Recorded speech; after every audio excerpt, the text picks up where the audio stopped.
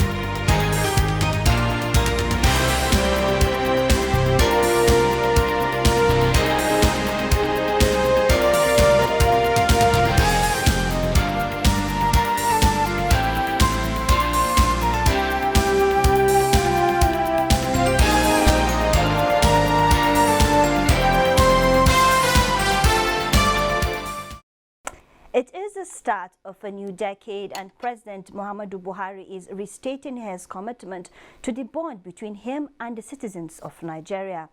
In a letter to Nigerians on the new year, President Muhammadu states that the pledges on which he has been twice elected remains the framework for a stable, sustainable and more prosperous future.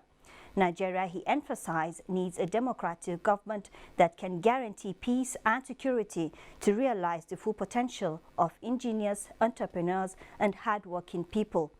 The policies of his administration, the letter reveals, are designed to promote genuine, balanced growth that delivers jobs and rewards industry. He notes that his administration is already making key infrastructure investments to enhance Nigeria's ease of doing business, and Executive Order 007 is paving way for the use of alternative funding programs in collaboration with private sector partners to fix strategic roads. The letter also states that while we look to create new opportunities in agriculture, manufacturing and other long-neglected sectors, in 2020 we will also realize increased value from oil and gas, delivering a more competitive, attractive and profitable industry operating on commercial principles and free from political interference. And the Africa Development Bank has pledged total support to the genuine efforts by President Muhammadu Buhari at recharging the receding Lake Chad, addressing challenges of security and rebuilding the badly devastated Northeast. State House correspondent Adamu Sambo reports that the president of the bank, Dr. Akinwumi Adesina, who made the pledge during an audience with President Muhammadu Buhari, said the Africa Development Bank will also support infrastructure development as well as Africa Continental Free Trade Area Agreement. The president of the African Development Bank, Dr. Akinwumi Adesina, was in the State House to show formal appreciation to President Muhammadu Buhari for strongly supporting his candidacy for a second term in office and subsequent endorsement by West African leaders. The engagement centered on the giant strides recorded by the bank under Akinwumi's presidency, as well as ways and means the financial institution can support genuine efforts at securing, stabilizing and developing Nigeria and indeed the continent for a sustainable future.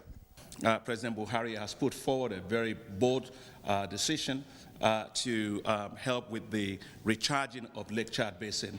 And I have told President Buhari that he has my full support. And of course, the African Development Bank is supporting quite a lot in the Northeast area, Northeast region of the country. We provided about $253 million to support livelihoods, basic livelihoods in the Northeast of the country. But as we look towards the future, basically our focus is going to be on how do we support the Continental Free Trade Area. We'll continue to do a lot of investment in infrastructure. I have said it. We are working very hard on the Lagos-Abidjan highway.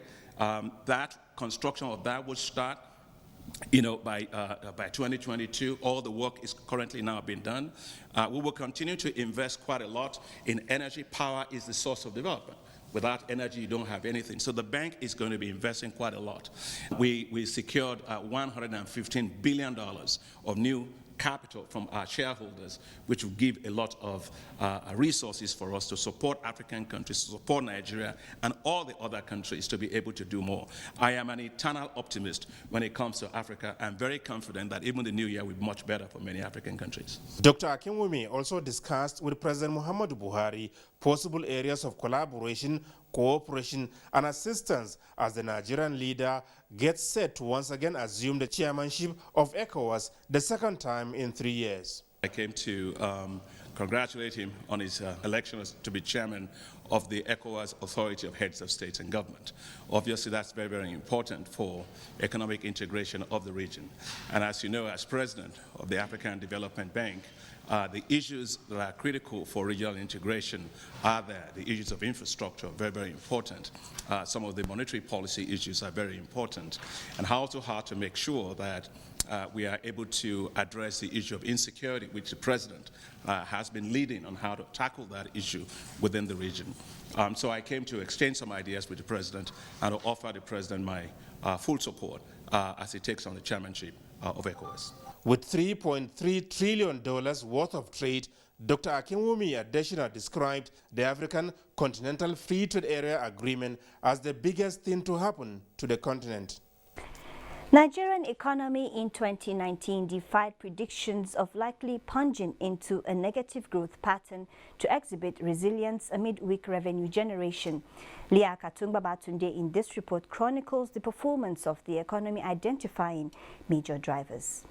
At the beginning of 2019, the International Monetary Fund put Nigeria's growth at 2%, revised it to 2.3% mid-year, and later again lowered it. Now the World Bank, on the other hand, projected Nigeria to grow at 2.2% and later reviewed it to 2% in the course of the year.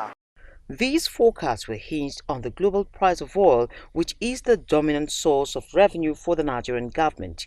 However, the non-oil sector in the course of the year picked up activity, driven by agriculture and the services sector. Everything is driven by technology, by innovation, by ICT, because that's where our youths really flourish. Nigeria in the course of the year signed the African Continental Free Trade Area Agreement, AfCFTA. Closed her land borders to curtail massive smuggling that has impeded local production capacities, and crowned her fiscal reforms with a finance bill. We have given the executive today everything they need. We have given them the budget by passing it. We have given them the finance bills. We have given them the public procurement amendment bill.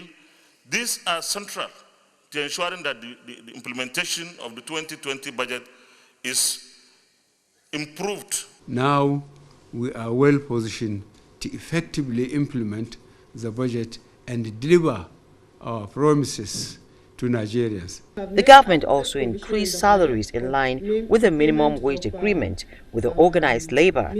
The Central Bank of Nigeria played a key role in ensuring price stability, stable exchange rate, and ensuring more lending to the real sector. Initiate moves towards improving lending to the private sector and urged other intermediary institutions in the financial sector to support these initiatives by improving their credit delivery to boost output growth. The Monetary Policy Committee kept its rates in check in the face of growing headwinds and uncertainties in the international monetary and financial system. Nigeria's economic growth rose to an annual rate of 2.28% in the third quarter of 2019 after the production of crude oil rose to a more than 3-year high.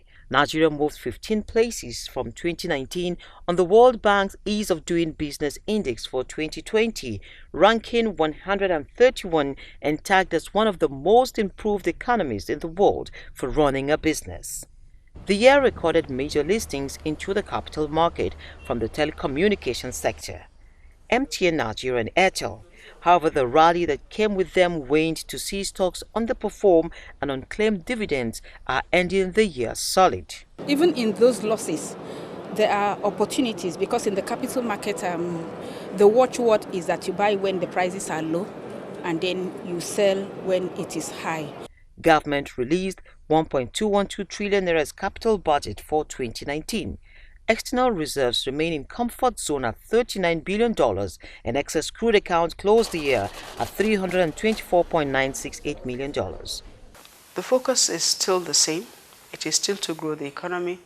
It is to continue the fight against corruption and also to continue to strengthen and enhance the security and the welfare of citizens. Now, with increased commitments and faithful implementation of policies designed to improve the economy, there is optimism amongst economic and financial experts that Nigeria can only get better.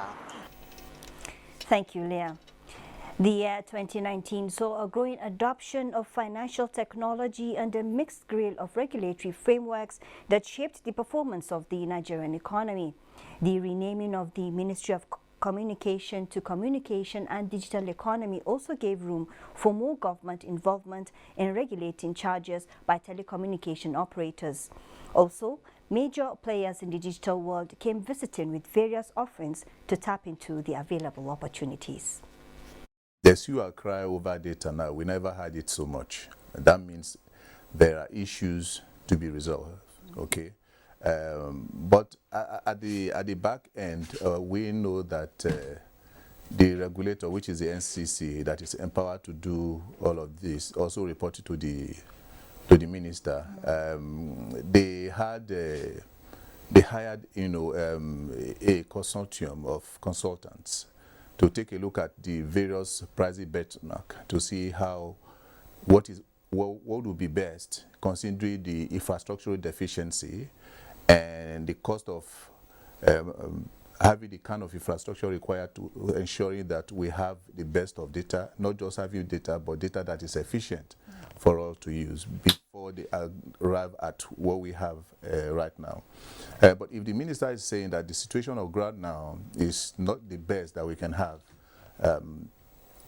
and then the Nigerians, the end users are also seriously complaining, that means there's something seriously wrong, which I think that is a step in the right direction. But I think the minister can also, just call the other regulatory agencies heads and, okay, guys, let's sit down and take a look at these numbers, and then we can have it done. Okay, but this is not the first time such a directive is coming up. Yeah. So what do you think is going to happen this time around? Do you see a possibility of any major difference this time around? Difference cannot come on an urgent note. Okay, why? Because there are a lot of things involved. Okay.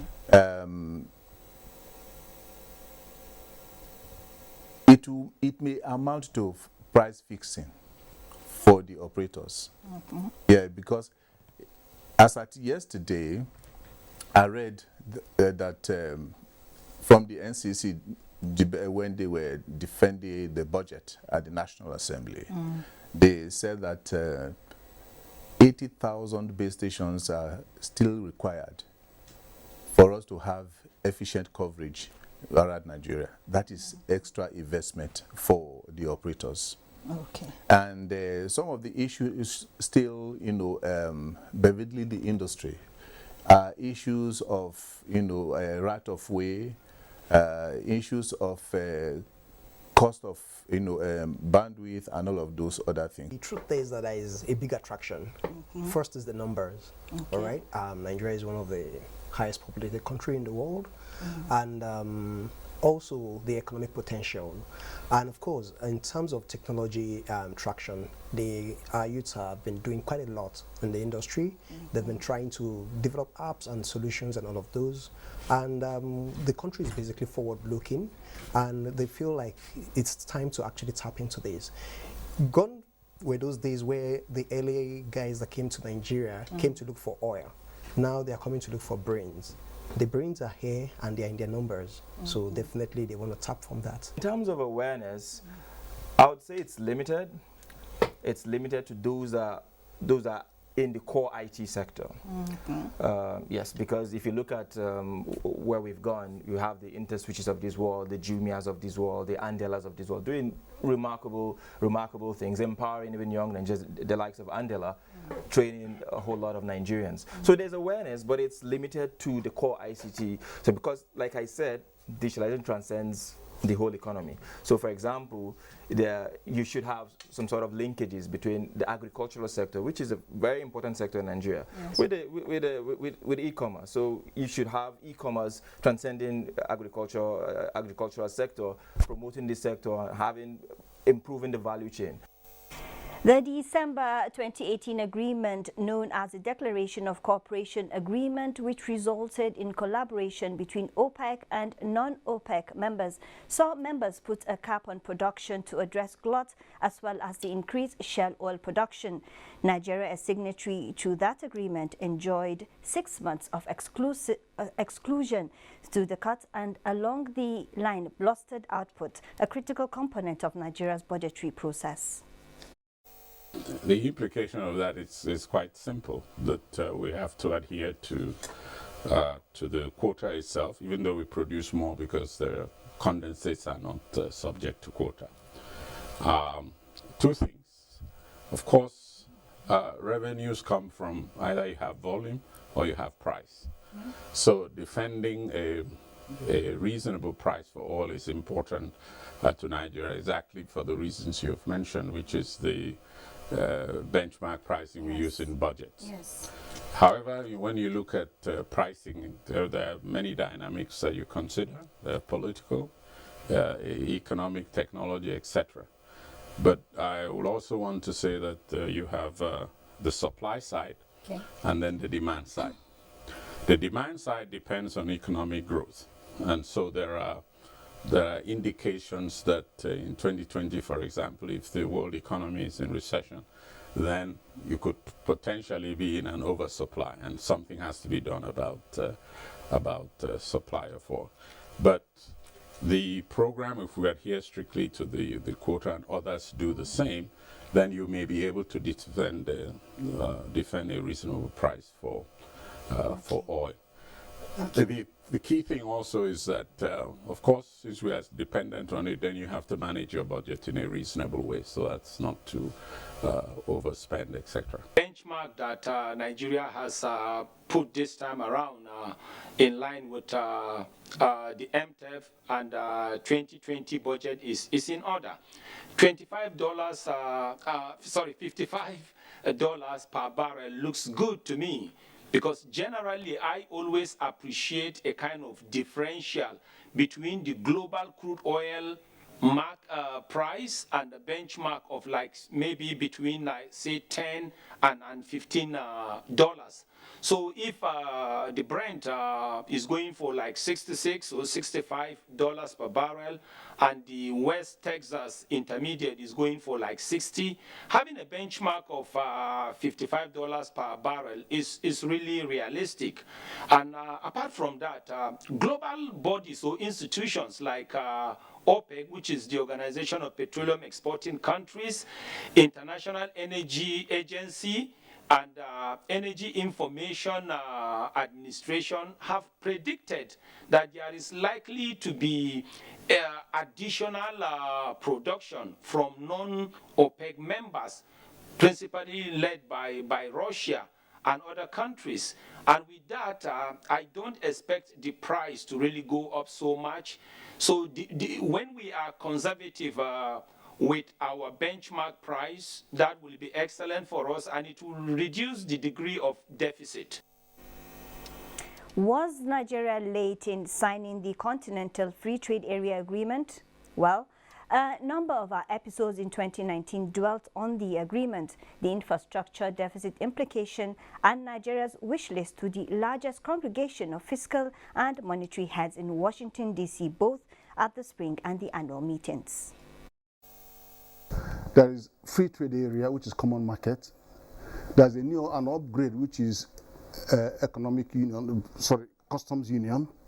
And then the final one is monetary union. We are on the very first ladder, which is free trade area. Now, there's a very strong, compelling case for Nigeria to join. And the case is strategic, diplomatic, economic, political. There's so many cases. Nigeria has been, Africa is our centerpiece of our foreign policy. We've done so much for Africa in all levels, ECOMOG, name it, we've been everywhere supporting Africa. So we need to be in to be able to drive the change from inside. Now you're talking about the need to be in. Nigeria delayed in signing, saying it was reviewing its own side of things. Very important decision. Why Yes, it was very delay? important. No, it was very important because we've been beaten twice, and you have to be shy when you get beaten twice. We support about 65% of ECOWAS funding. What do you get? You get Ghanaians kicking us out of Ghana. We've supported South Africa.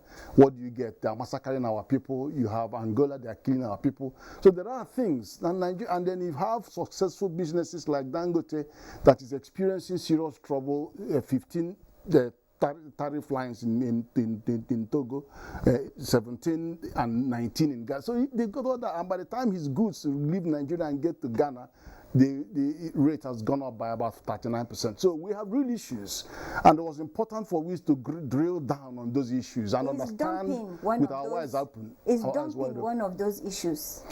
Dumping and smuggling are two critical ones because we cannot allow our economy to be recipients of dumping. The dumping is you are dumping substandard goods. One, you're also dumping goods that economies outside are subsidizing to enter Nigerian market, so it is not fair. So on those two counts, we have to be sure, and we have to be sure. And then there's also the second area, which is smuggling of things, denying us the customs revenue.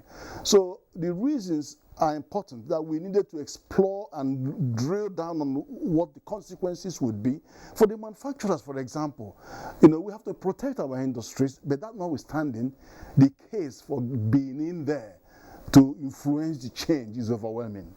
Well, historically, Africa has had challenges, and sometimes I would say that rightfully so and sometimes wrongly so. I'll explain further.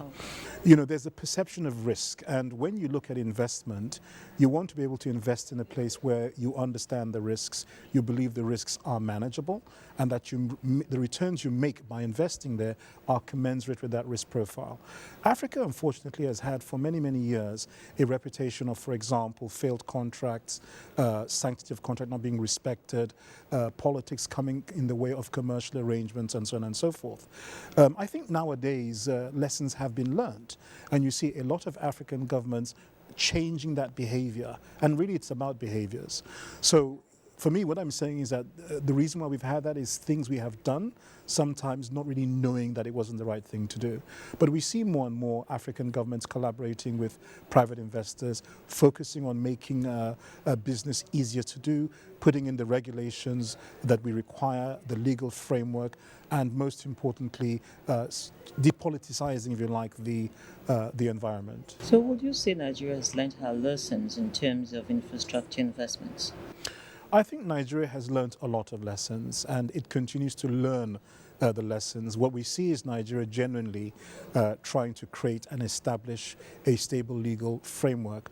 But I have to say, like Nigeria, like many other countries in Africa, faces a challenge, which is that when investors want to come in, because of this history that has existed, investors are often asking for things like sovereign guarantees. I personally believe that on occasions, you may need to have sovereign guarantees to catalyze markets, but it can't be for every single project that comes on the table. But if people are demanding that, it makes it extremely difficult for any government which is faced with economic and financial constraints to say yes all the time. So there's a bit of a tension that we see in that environment at the moment. But Nigeria, I think, is doing well. It still has a lot more to do to continue to instill and build confidence, but I do think it's doing reasonably well. That we're trying to raise from the World Bank is for financing the power sector. This financing will include covering right now the costs of the gap between what is provided for in the current tariff and the cost of the businesses themselves. So there's a tariff shortfall differential, but it will also include enhance our ability to pay the previous obligations that have been that have crystallized that we have not yet been able to pay. There is some portion of it that will be for the transmission network. And if we're able to expand the amount to 4 billion, the additional 1 billion is for the distribution network. So it will help us to exit the subsidy that is now inherent in the power sector. It's supposed to be to reform the sector, to restore the distribution business side of the sector, especially on a stronger footing, so that they are freed up enough to be able to go out and raise financing to invest in expanding the distribution networks. Well, that's a wrap on this edition of Business Express, the very first for the decade. I would like to inform you that all previous episodes are available on YouTube on NTA's channel. You can also communicate with us on Twitter, and handle is @NTA News Now, #BizX. Business Express returns on Friday. I am Amina Nujem. In the meantime, have a blessed 2020.